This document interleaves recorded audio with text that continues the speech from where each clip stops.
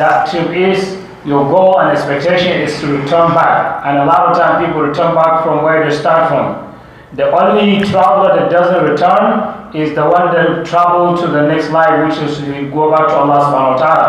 So we all aware of this. It's just a reminder, and this kind of reminder, we never get enough of it. We can hear something every single day. It's just good to be aware of that. So he's asking Allah subhanahu wa ta'ala to allow us to meet again. He said, for sure, if he leaves, he's going to travel to Africa, and he will travel to Ghana, and he's hoping one day Allah will allow him to come back so we can meet again. But if Allah decides we're not going to come back and meet again, he will not come back to meet again. So he pray Allah subhanahu wa ta'ala to make our next meeting to be in Yawm al-Qiyamah in the Jannah. We dua for that to be possible, inshallah. Now.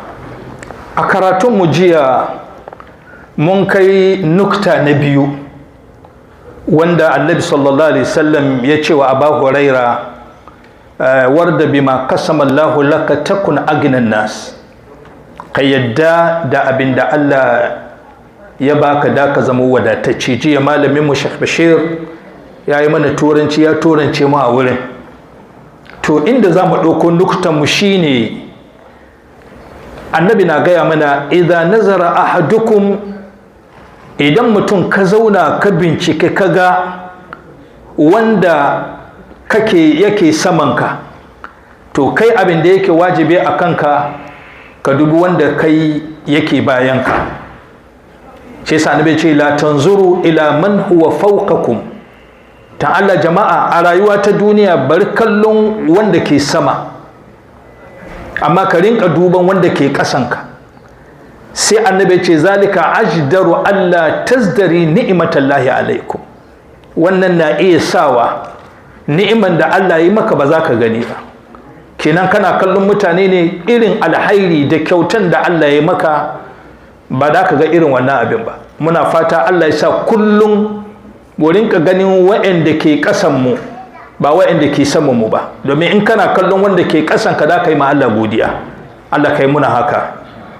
Again, all this is just a reminder of what we already discussed yesterday. And as you all know, anytime you're studying anything, you have any class, without doing any review, we tend to forget. So review is always good. So the review of this portion is, in this hadith, the second part of the hadith, Prophet Muhammad ﷺ was reminding or telling Abu Huraira that always remember or look for the one that is below you. Don't look for the one that is above you. If somebody, Allah bless him with any blessings, money, house, health, whatever it is, that person is more than you, and your eyes is always on that and hoping you want to be like that or more, you never going to appreciate what Allah give you.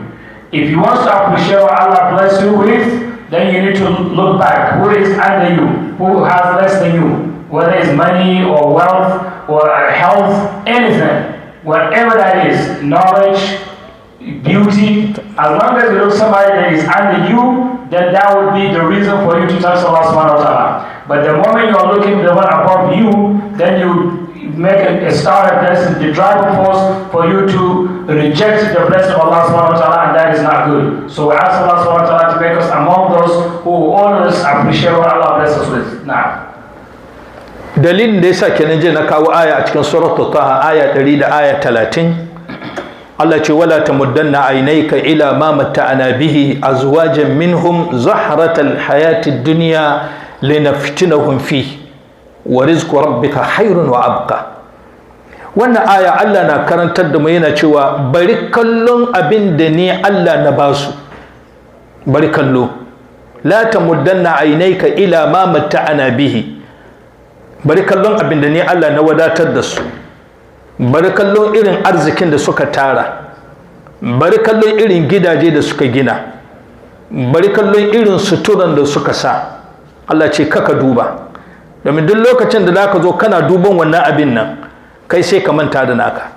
Yasa Allah ce wala tamuddanna aynayka ila ma matta'ana bihi, abinda na bari suke jin daɗi na rayuwar duniya, kai kaka duba wannan. Na'am. So if you remember, as of yesterday, the very last statement or point the Sheikh closed his class with was the ayah in the Quran, which he says he's not going to translate as of yesterday. So today we have translated this ayah. In this ayah, Allah subhanahu wa ta'ala is saying, do not look, you put your eyes, or do not extend your hands, or do not, pay attention onto what I bless somebody with, or what I bless them with.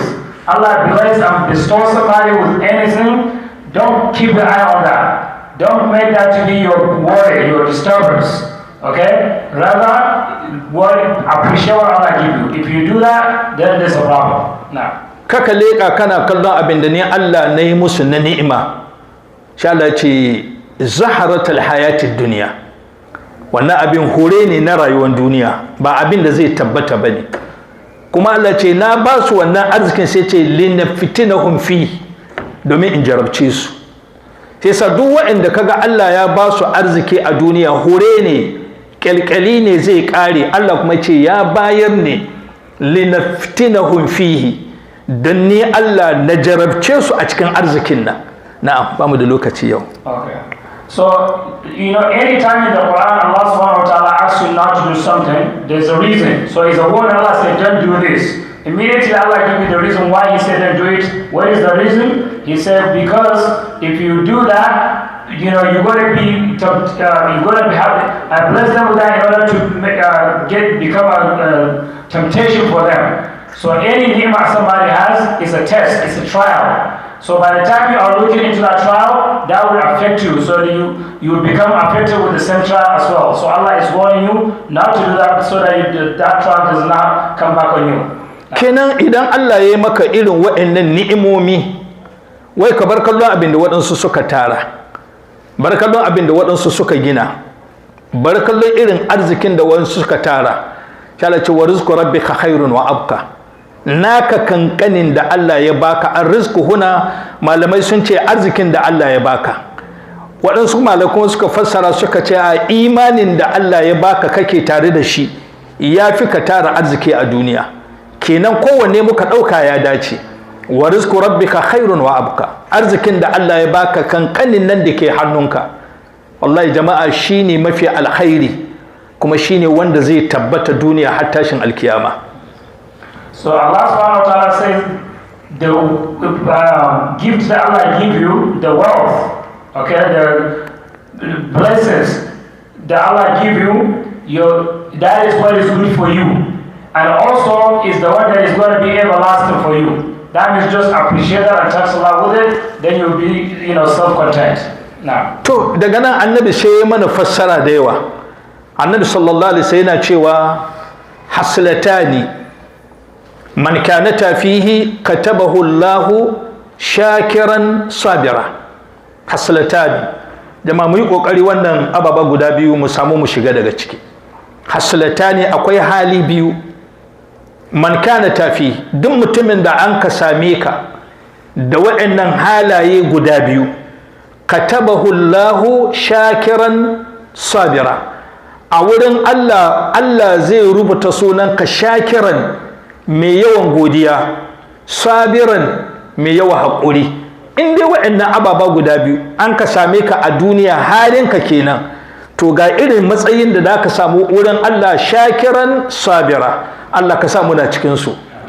There are two gifts or two blessings or two ni'mah that Allah can give somebody. The Prophet ﷺ said, Allah bless you with these two things, then you are well blessed. You're going to become somebody who always thanks Allah subhanahu wa ta'ala, somebody who always appreciates what Allah bless him with. That is if you are blessed with these two things. That's one quality you will get. The second is you're going to become a patient person. You'll be somebody who is always patient and endurance. Now. Jama'a na farko, man nazara fi duniyahu ila man huwa dunahu fahamidallahu ala ma faddalahu.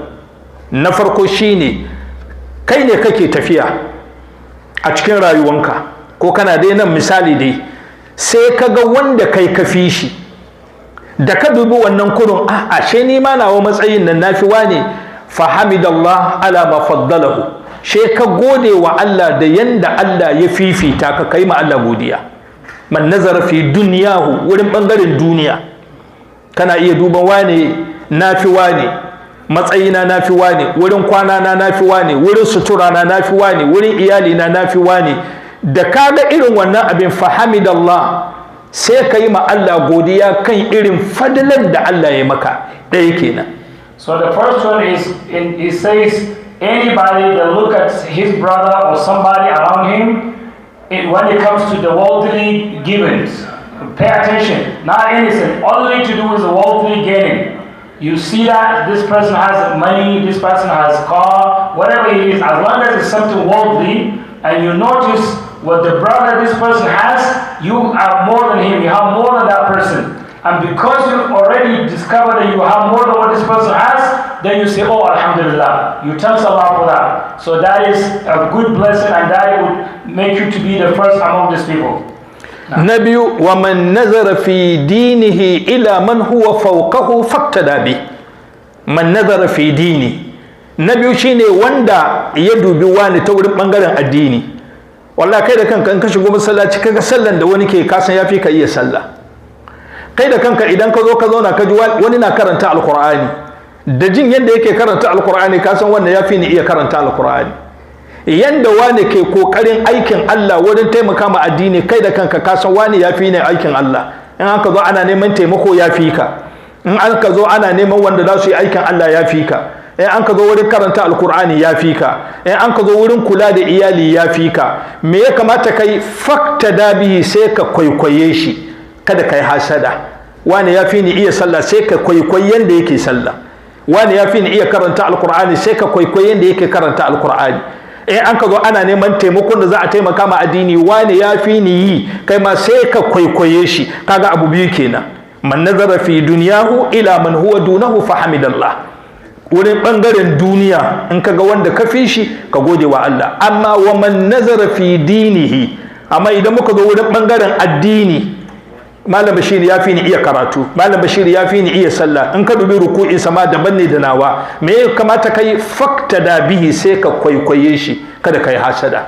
Mu je gaba. So the second thing is, when it comes to the deen, the act of worship, anything that has to do with akhirah, you look at somebody, you see this person is better than you. Maybe the person can read Quran, mashallah. Maybe the person has a lot of knowledge. Maybe the person can, offer a lot of prayers. Maybe he used to do fasting all the time. Maybe whenever there's a need to donate, to give sadaqah fi sabilillah, to help out, he's always in the front. Anything when it comes to doing act of deen, this person is always above you. And we already noticed that. Then what you need to do, don't try to have an embassy on to go ahead and copy him. Try to mimic, try to mirror, try to be a real model, make him to be a real model. So you say, inshallah, I will do my absolute best to look like him. So you start acting just like him and try to catch up. That's what you need to do. By doing so, then now you have these two items that Prophet Muhammad is asking us to copy now. Amma wa man nazara fi dunyahu ila man huwa fawqahu fa asafa. Amma in aka zo wurin bangaren duniya kuma sai kaga wani ya gina gida, wani ya sai mota, suturan wani ya fi naka kyau, motan wani ya fi naka kyau, matan wani ta fi matanka kyau, fa asafa, sai ka damu, ya an ka yi, yaushe zo Greensboro har ya sai lore. Inna lillahi wa inna ilaihi raji'una, la haula wala quwwata illa billahi. Yaushe zo wai har ya samu takarda. Naji an ce ya gina gida daga Ghana, kai naji an ce in kaga mota kaman guda 5 ya aika daga Niger. Fa asafa ala ma fatahu, sai ka damu da wannan abin da Allah ya bashi. Lam yuktabu shakiran wala sabiran, bal yakuna maluman mahsura. Kaga daga wurin Allah wannan darajar nan ba za ka same shi ba. Ba za ka zamo shakiran wala sabiran, bal yakuna maluman mahsura. Za ka zamo abin zarge kuma mai hasara duniya kuma da kiyama. Kenan kai baka yarda da abin da Allah ya kai, hasadan abin da Allah ya bashi. Allah ka raba mu da hasada. So now let's look at the opposite side. If you look at somebody who Allah blessed in the worldly items, just when we started at the beginning, we take example of in the worldly things. You look at somebody around you, your brother, your friend, whoever that person is, you realize that he has more than you have. Then instead of you to, just pray for him, then you feel jealous. You start to feel bad. You start to get worried. Then you end up becoming blame. Then you lose to become the one who is going to be patient. You lose to become the one who is going to be one who turns Allah subhanahu wa ta'ala. So as a result, Allah subhanahu wa ta'ala will make you among the losers. You're going to lose, having those golden opportunities. Now, jama'a abinda nake so anan don Allah mu yi haƙuri mu rinka yadda da abinda Allah ya bamu. Dukkan abinda kaga wani ya mallaka a duniya, kaka yadda wannan abin ya tsune maka idanu. Kaka yadda wannan abin ya zamo maka matsala a cikin rayuwar duniya. Yau mun shiga cikin irin wannan halaye. Misali ma muka zo wurin bangaren mata. Wance ta sa riga mai kyau ya fi nata. Wance ta sa zinariya mai kyau ya fi nata zinariya. Ita kuma ba ta da irin wannan halin, sai ta je ta yi aro. Ai akwai mata da ke zuwa su yi aron kaya. Za a je wurin biki ta je ta yi aron kaya. Akwai masu zuwa su yi aron mota. Wai domin a ce motar nasu ne saboda sun ga irin rayuwar da wance ke yi su ba su yi ba. Sai a je a yi aron mota ko a je a yi aron kaya. Wannan na nunin cewa baka gode wa Allah da irin baiwan da Allah ya maka ba. Sai sa jama'a mu haƙura da abin da Allah ya bamu, wallahi sai kaga Allah ya sa albarka. So the Sheikh is advising us to always be grateful and thankful for the blessings that Allah blesses, no matter how small it is. If we do that, Allah will increase more blessing and barakah in it. But do not be among the people that you're going to start to struggle no matter what you're going to match somebody. And he says it's very unfortunate the people or those people who this thing fall into them are ladies. A lot of times when they see their friends, another woman has a very nice clothes, gold, jewelries, nice shoes, her husband buy her this, buy her that, then she starts to say no matter what she's going to get that. To the extent where if she cannot get it, her husband cannot get it for her, she cannot get it by having a job, then she goes to act as a borrower. She has to look good no matter what. Even if she has to go and ask somebody, can I borrow this from you? Just to come and show up. This is not good. By doing this, you are rejecting the blessing that Allah subhanahu wa ta'ala bless you with, and that will end up turning you into a big loser. Jama'a rayuwar duniya mai sauki ne, kuma Allah ya mana komi da sauki a cikin rayuwa. Dangane da haka kaka tilasta kanka ka ce za ka yi abin da baka iyawa, ko ka ce da ka tilasta kanka ka kai kanka matsayin da Allah bai kai ka ba. A wannan lokacin za ka ji kunya, kuma ka zo gobe kiyama maluman mahsura, da ka zo abin zarge kuma ka yi hasara, domin me baka tsaya inda Allah ya aje ka ba. Allah ka ƙara mu da imani. So anytime we attempt to go beyond the boundaries Allah stops us at, we end up becoming losers and blamers. Allah will blame us for the action we do, and we become people who are totally loose in this life and in the next life. So the Sheikh is advising us to always stay within our limits. Whatever Allah give you, just use it and trust Allah for that. Otherwise, you end up regretting for that. Waɗansu mutane ne abokai guda biyu suna tafiya. She suka biyo unguwa, she suka ga irin manya-manyan gidaje. Gida na zamani, unguwan duka manya-manyan gidaje ne suna kallo. Sai ɗaya ya ce ma abokinsa, wane? Ce na'am. Ce la ilaha illallahu. Wai ina muka saura ne da Allah ke raba irin arzikin ka mu ba mu zo mun samu namu ba. Kuna fahimtar karatuna? Kenan da suka ga wa'yan ga manya-manyan gidajen shi gudan sai ya ce ai Allah sarki, tuba wannan ginin, wannan ginin, wannan ginin, wannan gini arziki ne, wai don Allah ina muka saura da har Allah ya raba irin wannan arziki suka yi wannan gini, ina muka saura mu ba mu samu namu ba. Sai abokin ya ce mai zo mu tafi, ya riƙe hannunsa shi ya kawo shi gidan likita.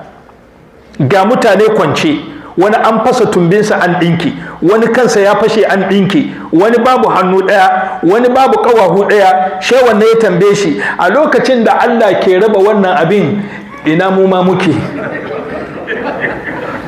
Lalle ko fahimci karatu ko? A lokacin da Allah ke raba wannan abin ina mu muke mu ma? Kenan inda Allah ya ajiye ka kai ma Allah godiya, kaga ku da kanku wannan lamarin kaga ya shige ku, kuma wannan halin mu ne, tabi'an mu ne.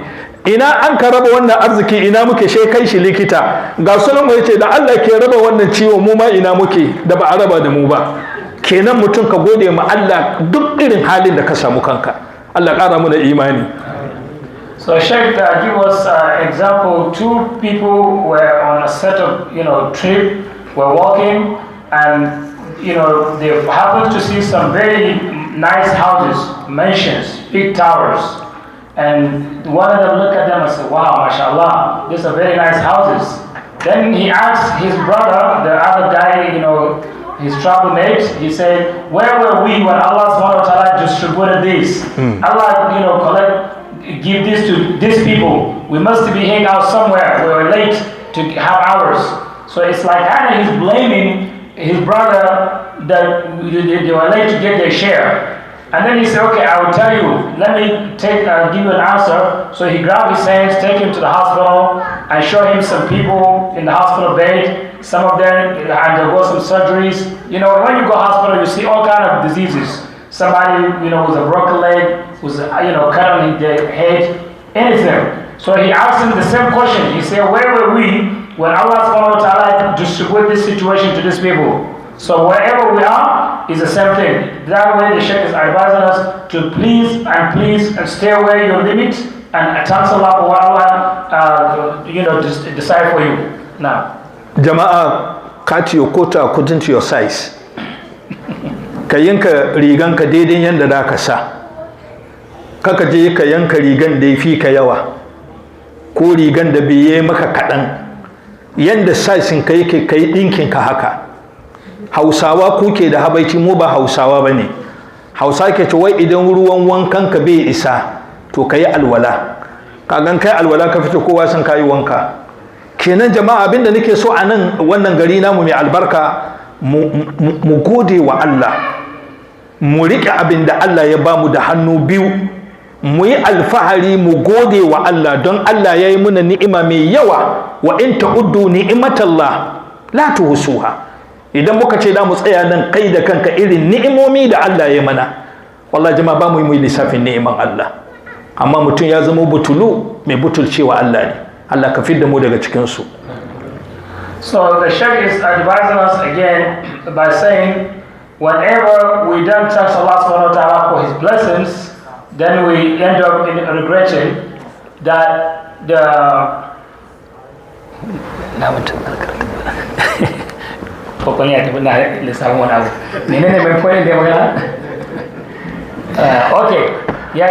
Sheikh is giving us advice that if you don't have enough water to take a shower, he said that the house of people, they have this saying, if your water is not enough for you to take a shower, then use it to make wudu. At least by you making the wudu, when you come out, people will see you nice and clean. You don't have to explain that I didn't take a shower. All I did is a wudu. At least you'll be looking clean. So the point is, whatever blessing you have, utilize it based on that. Otherwise, you end up, not thanking Allah for your blessings. Allah ya samu dace. Magana na gaba cikin nasiha annabi zuwa ga Abu Huraira sai ce mai, ya Abu Huraira wa ahsin ila jarik takun mu'minan. Ahsin ila jarik. Ka kyautata ma makwabcinka wanda kuke tare da shi. Idan ka kyautata mai, kai mai alheri, takun mu'minan, da ka zamo cikakken mu'mini. Allah ka ba mu iko mu kyautata ma makwabtanmu. So again, the Sheikh is saying that always try to be nice and kind to your neighbors. When you do that, you're going to be a good, true believer. That way we ask Allah subhanahu wa ta'ala to make us among those who will be nice and kind to our neighbors, so we become believers inshallah. Hadisi ya tabbata annabi na cewa man kana yu'minu billahi wal yawmil akhir fayuhsin ila jarihi. Man kana yu'minu billah. Duk mutumin da ka tabbatar kayi imani da Allah, ka da akwai ranar tashin alkiyama, annabi ce ka kyautata ma makwabcinka, kyautata mai, imai alhairi, ba shi ya ci, dinka mai sutura, in akwai hali, in ka dafa abinci bari a kai mai, kyautata ma makwabcinka. Idan kana irin wannan halaye, annabi ya ce lalle kana cikin masu imani waɗanda da su samu kyakkyawan guziri a ranar tashin alkiyama. Allah ka samu na daga cikinsu. In this hadith, the Prophet ﷺ said, whoever believes in this life and the next life should be nice and kind to his neighbors, and by doing so, Allah subhanahu wa ta'ala will make you among the best believers. So if you cook some food in your house, make sure you give some to your neighbors. If you buy something nice for yourself, for your family, make sure you share the same with your neighbors. Doing this is surely going to make you to be among the believers. We ask Allah to make us among those believers now. Amma jama'a kaji ya kai hadisi da manzon Allah ke ce mana wai mala'ika Jibrilu bai gushe ba yana mai nasiha game da makwabci. Jibrilu kullum yana wa manzon Allah nasiha game da makwabci, har annabi na cewa yana zaton cewa in ya mutu makwabcinsa zai ci gado, saboda makwabtaka jama'a ba karamin abu bane wanda yau musulmai muka mai da shi ba komai ba. Ashe makwabci wanda kake tare da shi musulunci ya ce ka kyautata mai, ko da arni ne bai sallah, ka kyautata mai, ka gyara mai, ka faranta mai rai, Allah subhanahu wataala zai baka lada. So the rights that our neighbors has on us, it gets to the point where the Sahabas are saying, the Prophet ﷺ always talked to them about being nice and kind to your neighbors, over and over and over, to the extent where they start to feel like maybe if they die one day, their neighbors are going to inherit them. So this is to show you how important it is, how serious it is in Islam. So again and again, the Sheikh is continuing advising us that we should do whatever we can to be nice and kind to our neighbors.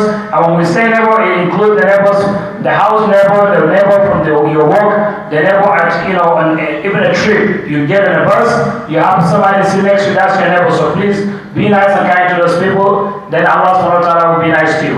Jama'a, a same ka kana sallah, a same ka kana nafila, a same ka kana azumin ranar litinin da ranar alhamis, a same ka duk abin da Allah ya ce ana yi, amma halinka a unguwa kana cutan makwabta, kana zaluntan makwabta, jama'a shiga aljanna ka sai ka shirya.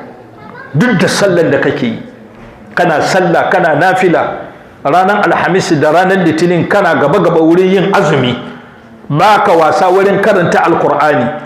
Amma idan an ka zo unguwa za a bincike halinka da tabi'anka da kai da mutanen unguwan, baka da hali mai kyau, baka da tabi'a mai kyau, wallahi jama'a shiga aljanna ka sai kai kaman kana yi. Allah ka kare mu. So the Sheikh is warning us again when it comes to our neighbors. Don't see yourself as somebody who is a good worshiper. Any good act of deed you are doing, whether you always pray, you always, whenever it's time for the prayer, you're in the front line. When it's time to read Quran, you read Quran every single day. You do anything, whatever good act of worship is. Maybe you make a nafila, you make a fasting. You are very good when it comes to ibadah, when it comes to worship Allah subhanahu wa ta'ala. But unfortunately, when you come to the behavior between you and your neighbors, you are very horrible, very harsh, very hard. People always, complain and complain. They don't appreciate, they don't like being around you. You are, a monster. So that is a big problem. So he said, if this is your habit, be aware, it's going to be very, very hard for you to enter into paradise. So you want to enter into paradise, part of what you want to do is be nice to your neighbors. Jama'a, abin da zai bari yawancin mu samu aljanna gobe kiyama husnul hulq. Wallahi jama'a musulmai, halin mu tabi'an mu na wannan lokaci bai da kyau. Ba mu da husnul hulq. Amma sallah alhamdulillah muna sallah, muna komai, muna nafila, amma matsalolin mu shine husnul hulq. Hali tabi'a mai kyau musulmi bai da shi. Da ka samu musulmi da musulmi suna sahu na sallah, suna tarifa amma suna gaba, ga sunan sahu daya, Allahu akbar, suna manne da juna, amma halin su tabi'an su bai da kyau. To jama'a mu yi kokari abin da zai bari gobe kiyama mu samu aljanna, jama'a wallahi husnul hulq, kyakkyawan hali. Wannan shine halayen annabi Muhammad sallallahu alaihi wasallam. Allah ka ba mu iko mu yi haka. So let's be aware also, one of the things that will help you to get into Jannah is having the good manners. If you have, when we say husnul khuluq, it means good manners. When you have a good manner, then you have a very good key point to enter into Jannah. Unfortunately, sometimes you find two people, they come into the prayer, they start the prayer, maybe they're right next to each other in the row, but in their hearts, they they have a envy to each other. They kind of like they have misunderstanding. Maybe they don't talk to each other. The only thing that makes them closer is the prayer. The moment they leave the prayer, they don't talk to each other. That is not good. So he said one of the good characters and the qualities of the Prophet Muhammad sallallahu alaihi wasallam, he has a good manner. So you want to enter Jannah, you want to resemble the action of the Prophet Muhammad sallallahu alaihi wasallam, you must have a good manner. Having good manners is one of the qualities required by each and every one of the Muslims. Now, ta ma jama'a ku bar mu dubi wani misali. Ga gidanka ga gidana, musulmi kenan fa. Ga gida musulmi ya kwanta ciwo. Ga gidan nan musulmi bai sani ba. Har musulmi ya mutu, shi dai kure ya ga an haɗu bakin ƙofa don Allah jama'a mai ake sha ce aiwa ne ya mutu. Kaga wannan babu hasaran da ya wuce haka. Ga gidanka ga gidansa, har ya kwanta ciwo, har ya mutu, kai musulmi baka da labari. Jama'a wannan ba musulunci ba ne. Musulunci ya ce maƙwabcinka ko da kafiri ne. Ka duba wannan shine manzon Allah ya rinjayi kowa duniya, ya yi maƙwabtaka da Yahudawa. Amma manzon Allah yana kyautata musu. To jama'a shi mu ma ya kamata a same mu da halaye mai kyau, mu ji zafin makwabcin da ke tare da kai ka ji zafinsa. Allah kai muna haka. So he said, if you want to take a good example, is look at sometime in our neighborhood, the person next door to you is very likely that he might be sick, maybe for a long period of time, maybe for a day, 2, a month, whatever the month might be, and finally he might end up dying.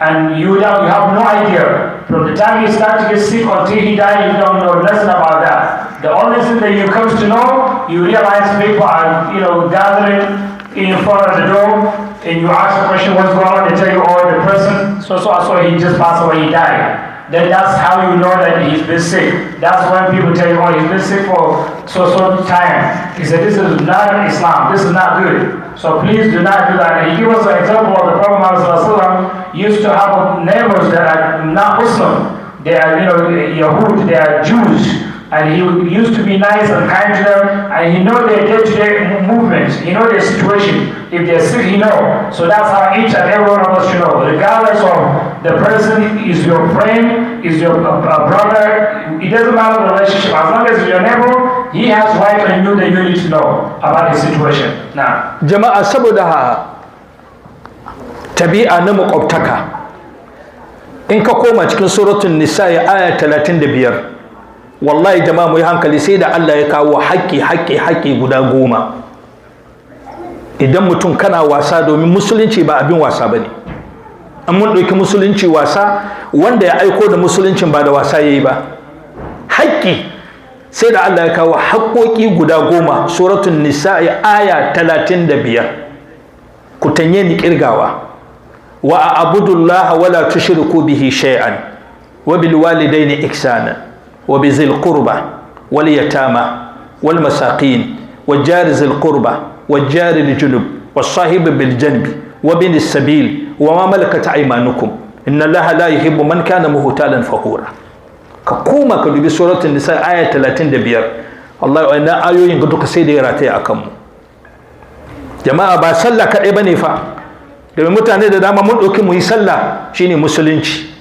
Wallahi jama'a kana sallah kana taka haƙoƙi, wallahi sallanka ba zai maka amfani ba gaban Allah ranar tashin alkiyama. Kafin mu fassara ayin gaya musu wannan sannan mu tafi.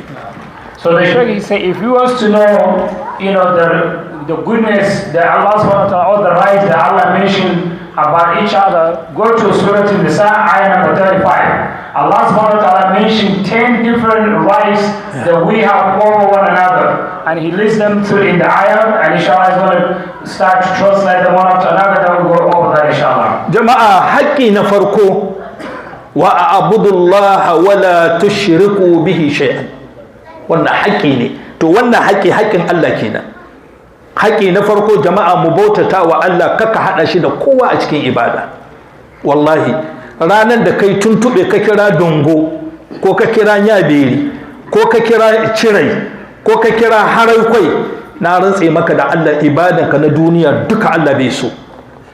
Kai tuntube ka ce dongo, dongon nan turun waɗansu zabarmawa ne, garin mu can zarmagan da muke da shi. Mu zabarmagan da ɗan zarmagan da muke da dongo, muke da nyaberi, turaye ne namu na kakanninmu, amma yanzu mun tuba mun bari. Kenan idan mutum kai tuntube ka ce dongo, na rantse maka da Allah in dongo ya sa da donga maka cikin jahannama sai ka ga ƙarshen ka. Kenan jama'a, haƙƙin Allah na farko, wa a'budullaha wa la tushriku bihi shay'an. Jama'a, mu bautata wa Allah, kada mu hada shi da kowa. Mutum ne, mala'ika ne, aljani ne, wali ne, gausu ne, kowane ne, wallahi wurin ibada ba a hada shi da kowa. Da ka ɗauki wani abu ka hada da Allah a cikin ibada, wannan ranar da kai da Allah lamarin ku ya kare. Mu je gaba malam. So the first right mentioned in this ayah is worship Allah subhanahu wa ta'ala and do not associate partner with Allah subhanahu wa ta'ala. Don't make shirk. When you worship Allah, anything to do with worship, that you go straight to Allah subhanahu wa ta'ala. Nobody has any right on that. And by the time you associate somebody to do with the right of Allah, then that is become shirk, and that will lead you to Jahannam. So when anything happens to you, you know you have a unfortunately in your life, the first thing you remember, you mention Allah's name. But if you do otherwise, you remember the Sheikh of your Imam, the name of your Sheikh, or you remember the name of any angel, or any prophet, or any whatever that is. You find something that you think if you call their names, that will help you, or they will do anything to you, that is shirk, and that will take you to Jahannam. So we ask Allah subhanahu wa ta'ala to keep us away from that. Jama'a, haƙƙi na biyu, wa abudullah wala tushriku bihi shay'an, haƙƙi na biyu, wa bil walidaini ihsana. Idan muka tsaya akan wannan gaba, wallahi jama'a sai dai Allah ya tausaya mana. Wa bil walidaini ihsana. Jama'a, mu kyautata ma iyayenmu. Jama'a, mu kyautata wa iyayenmu waɗanda suka zama dalilin da muka zo duniya. Jama'a, mu kyautata musu. Kana nan America, lorin hawanka mai kyau, wurin kwanciyanka mai kyau, ga gado mai kyau, kullum kana cikin air condition, kana cikin climatizer, matanka ta ci kaza har ta zubar, manka na zalmatarai, zaninta guda, tana kwana kan tabarma, tana kwana kan karaga, kai kana nan kana jin daɗin duniya. Kai da kanka zauna ka tambaye kanka rayuwar nan yayi, in ka gamu da Allah ya za ku ƙare. Allah tausaya mana malam, mu je gaba. So the second right mentioned in this ayah is, be nice and kind to your parents and do not mistreat them. He said those parents, the two parents, mom and dad, they are the reason why you are here. They're the one who, deliver you. So he said whenever, example here, we are enjoying life here, mashallah, the life in this country is, very pleasant. So whatever you are enjoying here, remember your parents. Don't just come here and buy a nice car, nice house, eat whatever you like to eat. Your wife, cook food, and then at the end of the day, she trash it out, chicken, lamb, she cook extra, you and your wife and your kids, you just enjoy life like you're never going to finish this world. Unfortunately, back home, maybe your mom is, struggling. Maybe your mom doesn't have a nice clothes to put on. Maybe the food she eats is not, standard food. So ask yourself, are you doing the right thing? The answer is no. So whenever you eat good, remember your parents. Remember their situation. Are they sick? Make sure take them to the hospital. Whatever they need, do it before they even ask for it. Otherwise, you are not doing what Allah asks you to do. Now, idan kaga mutum na wahala yawancin lokaci, jama'a koma ka yi bincike shi da iyayensa ba su ƙare lafiya ba. Wallahi duk mutumin da kai da iyaye ba ku gama lafiya ba, rayuwar duniyanka akwai wahala. Duk mutumin da kai da iyaye kuka ƙare lafiya, to ka gama da duniya. Sai sa jama'a mu yi ƙoƙari iyayen nan namu mu da su mu gama lafiya da mu da su. Ka yi musu bauta, ka yi musu hidima. Malamai na ce wai man kana hadiman tahta kadamaini ummi, duk wanda ya zama hadimi a ƙarƙashin ƙawahun uwarsa, kana ra'isan kana ra'isan fawqa ru'usi qaumihi. In dai ka zamo bawa karkashin kafafun ummanka, ta taka ka yanda take so, kai mata ta yi maka yanda ka ga dama, ta yi maka yanda take so, wallahi da ka zamo shugaba akan mutanenka. In dai ka zamo bawa wurin uwarka, to wallahi da ka zamo shugaba akan al'umman da kake tare da su. Allah ka samu haka. So again, the Sheikh is warning us to be very, very careful in not to, oppress our parents. By the time you oppress your parents, then you are opening the door for your life to be very miserable, for your life to be hard. A lot of time when you see somebody struggling in this life, whatever the person is trying to do is not, it's not coming right. You go looking for a job, you just start the job, before you know, you work for a week or two, you've been fired out. You buy a car, before you know, you have an accident. Your life is just, turning upside down for you. A lot of time when you check, the reason is this person, he mistreats his parents, whether they're still alive or they die. If they are still alive, you mistreat them, you better go and ask them for forgiveness, and you better start change the way you treat them. If you used to mistreat them, now treat them right. And otherwise, your life is never going to go right. Jama'a ƙarshen magana, wata rana annabi Musa ya je yana zance da Allah. Annabi Musa sai ya ce wa Allah, zatin ina son ka nuna mini abu guda. Allah ce, Musa me kake so? Ya ce, ina son ka nuna mini abokina wanda zai zama abokina a cikin gidan aljanna. Wannan kaɗai nake son ka gaya mini. Na'am. One day Musa alayhi salam, he asked Allah subhanahu wa ta'ala a favor. He said, I want you to do something for me. Just one thing. He said, what is it? He said, can you please let me know who is going to be my friend or the person that will be next to me in Jannah? Now. Sai Allah ya ce wa annabi Musa, in ka komo ƙasa, ma'ana ka zo gari, inda kake tsaye farkon mutumin da zai zo ya wuce gabanka, to abokinka kenan cikin gidan aljanna. Then Allah subhanahu wa ta'ala told Musa, when you come back in this earth, and the very first person that come and pass by you, that meet you, that is going to be your friend in Jannah. Annabi Musa na tsaye ko shega wani bawan Allah ya zo ya wuce, sai ce tabbas mutumin ga shi ne. Sai ya bi mutumin, ya ce mutumin, wallahi ni baƙo ne garin nan, na samu wurin kwana wurinka, kashe gari kwanakin da zan yin ƙara gaba. Me shi ya ce bismillah, kuma bai san annabi Musa ba ne.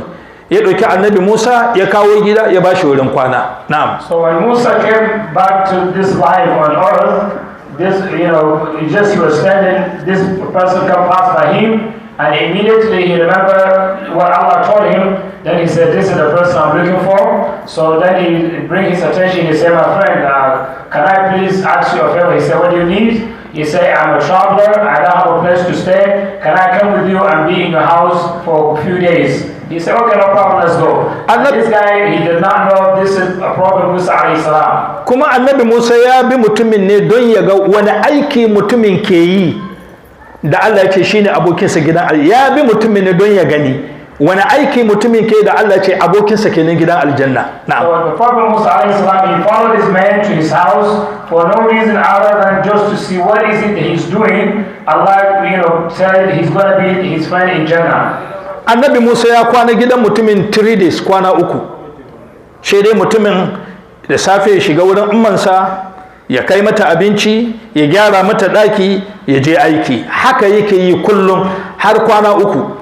Annabi Musa sai ya ce ma mutumin nan, to ni dai na zauna kwana 3 nan gidanka, ina da zan roƙe ka kuma zan ƙara gaba. Na'am. So over 3 nights, when he come to his house, they spent 3 nights together. And he was watching, observing him to see if he can discover anything special that he's doing. Why Allah, made that claim on him. And he didn't see that. So the only thing he sees is this guy every morning.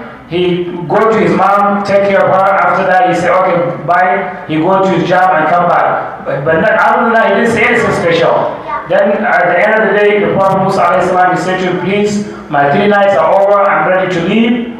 Then, I think you ask a question, let's hear that. Annabi Musa ya ce zan tafi, amma ina so in maka tambaya. Wannan matan nan da kake shiga wurinta wace ce? Sai ce na ne da ta haife ni. In maka kenan da ta haife ka, sai ce na'am. za ka iya gaya mini akwai addu'an da umman nan take maka kullum? Sai ce akwai addu'an da take mini hanna haddace wannan addu'a. Na'am. So the Prophet Musa, when he said to this man, I'm about to leave, but before he leave, he tell him, hey, I have a question. I want to ask you, the sister or the woman that you always go into her before you leave, who is she to you? He said, that's my mom. He said, well, is there any specific or special dua she's making for you every day before you leave? He said, yes. He said, there's a dua, and because she said this dua every single day, I even memorized this dua. Then you want to ask him to know what is this dua now. Annabi Musa shi ya ce ma mutum wani addu'a take mai. Yace kullum in na shiga wurin imana sai ta ce Allahumma ij'al ibni hadha rafiq Musa fil janna. Allahu akbar. Allah na roƙe ka yaron da yanda yake wahala da ni, yake ciyar da ni, yake shayar da ni. Allah ina roƙonka kai mini abu daya ya zamo abokin Annabi Musa dan Imran cikin gidan aljanna. Ko ce Allahu akbar. Allahu akbar. So he said the dua she's making for me is that I memorize is every single day after I finish, doing what I'm supposed to do for her before I leave. She say, "Oh Allah, I ask you." She raise her hand and say, "Oh Allah, I ask you to make my sons to be the friend that will be sitting next to Prophet Musa alayhi salam in Jannah." This is the only dua she made for her son. Now, Annabi Musa ya ce Allahu akbar, ya ce Allah ya anshi addu'an ummanka. Ya ce ni ne Musa dan Imrana, kai ne abokina cikin gidan aljanna. Allahu akbar. So the Prophet Musa told him, I have a good news for you. Allah subhanahu wa ta'ala already answered your dua because I am Prophet Musa alayhi salam and you are going to be my friend in Jannah. How did he know? Because Allah told him. Jama'a me yasa? Saboda yayi mai iyaye wa bil walidaini ihsanan. Jama'a kowa ya kyautata ma uwa. Wallahi aljanna tahta qadam ummahat. Aljanna na karkashin kawahunsu. In kana neman Allah ya baka aljanna kai musu ladabi. Allah ka ba mu iko mu musu ladabi.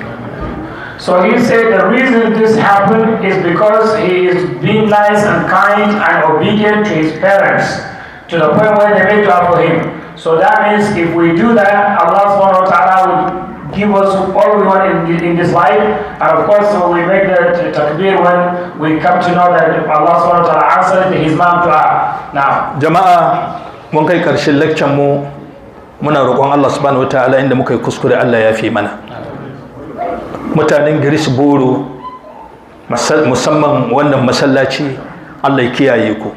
Abin da ya kamo community in Niger, abin da ya kamo community in Togo, abin da ya kamo community in Ghana, community mutanen Sudan, community mutanen Algeria, community mutanen duk da an ka haɗu a cikin wannan committee a wannan masallaci.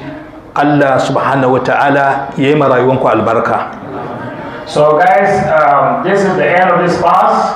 We ask Allah subhanahu wa ta'ala anything that we have said and learned good, may Allah bless it and accept it. And any shortcomings, may Allah forgive us. May Allah forgive our shortcomings. And the Sheikh made dua that for the members of anybody that comes to this masjid and the leaders and the different communities. You hear all the countries he mentioned. I don't have to say that, but he just mentioned each and every country, and those he did not even mention. He made dua for us to be among the obedience to Allah subhanahu wa ta'ala, and among those Allah accept their good deeds, and we ask Allah subhanahu wa ta'ala to make us meet in Jannah inshallah. Wannan masallaci Allah raba ku da fitina. We ask Allah subhanahu wa ta'ala to make us stay away from any fitna. Duk abin da zai kawo tashi hankali cikin community ku Allah ya kiyaye ku.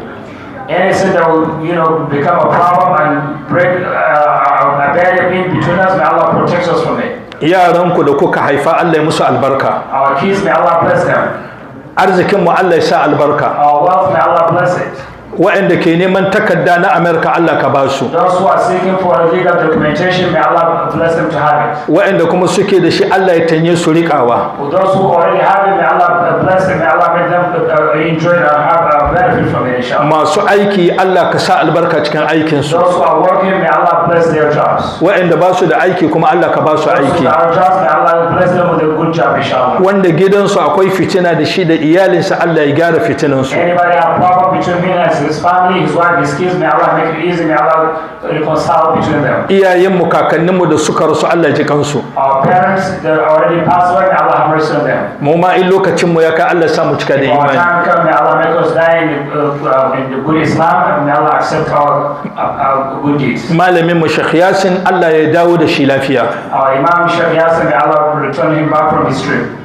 Inda nake sauka mai masauki na an ban labari bai da lafiya to muna roƙon Allah ya bashi lafiya. The person who hosted him, he have heard that he's sick. May Allah subhanahu wa ta'ala give him a quick recovery. Allah ya bashi lafiya. May Allah give him good health. Masallacin ga mu duka masu ciwo ne Allah ka ba mu lafiya. Everybody sitting here that is sick, may Allah give us a good recovery inshallah. ربنا آتنا في الدنيا حسنة وفي الآخرة حسنة وقنا عذاب النار وادخلنا الجنة مع الأبرار يا عزيز يا غفار يا رب العالمين.